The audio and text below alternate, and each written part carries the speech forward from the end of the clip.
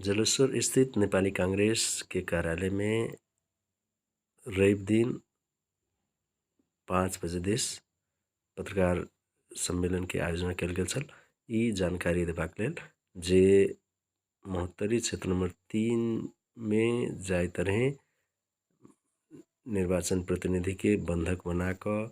आ अपने से प्रमाण पत्र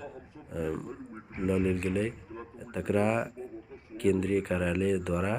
अमान्य घोषित कर देल गेलै। ताई संदर्भ में नेपाली कांग्रेस महोत्तरीक सचिव शंभु पाठक जी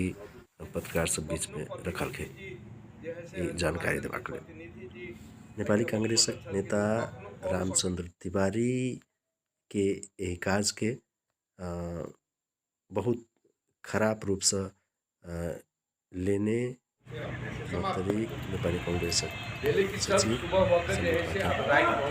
वही अपराध के बोझ जैसे उनका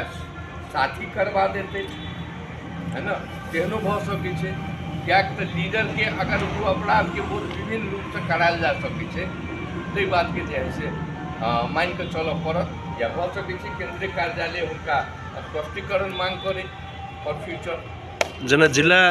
महोत्तरी जिला के सचिव छे अपने से हो, तब अपने सब की चाहे छे, कोन ढंग के कार्रवाई होबे के चाहिए? नहीं, हमरा सब के त की है कि कार्रवाई चाहे छी एतबे कि नेता छथिन, कोनो छोट मोट नेता नहीं छथिन, नेपाली कांग्रेस के पूर्व केंद्रीय सदस्य रहल लोग छथिन, अपने के पूर्व सांसद छलखिन हैं और नेपाली कांग्रेस के एगो जुझारू क्रांतिकारी के रूप में जैसे लोग उनका देख रहे। लेकिन की होय छै कि कतबो दुरुस्त गाड़ी जे है से कखनो कखनो एक्सीडेंट क जाय छै। अब ओकरा दुर्भाग्यवश कहियो या सौभाग्यवश कहियो, लेकिन एक्सीडेंट जे है से दुरुस्तो गाड़ी क जाय छै। हम सब तहि रूप में लड़ रहल छी और हिनकर जे है से खुद के बुद्धि पुरियाबक चाही कि अब जे है से अखन के समय में यंग ब्लड के प्रवेश है,